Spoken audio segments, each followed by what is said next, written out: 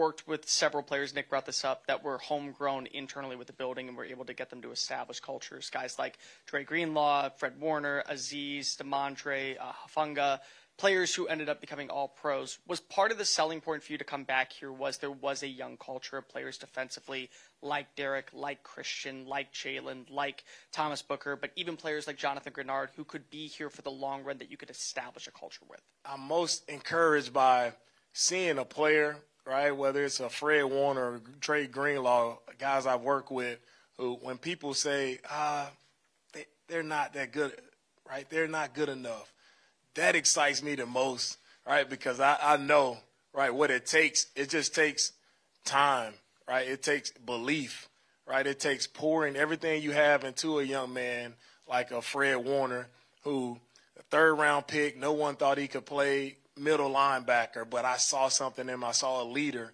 I saw a guy who loved football, and I saw a guy who truly just allowed me to coach him, right? I coach him hard. Sometimes it's a fine line of how I coach him hard, I love him hard, right? Just going back and forth. And now to say that he's the best linebacker in the NFL, right, I pride myself in that. But not only that, to see he's a young man who's married, right, has a beautiful wife, right, and he's doing the things the right way off of the field. Those are the things that excite me about working with young men. I get an opportunity to mold and help them with things that they can take further along than when they're done playing. We don't know how long our playing careers are, but man, if I can implement something into that young man's life or say something to him, give him a word that he can take after he's done playing, that's what excites me the most.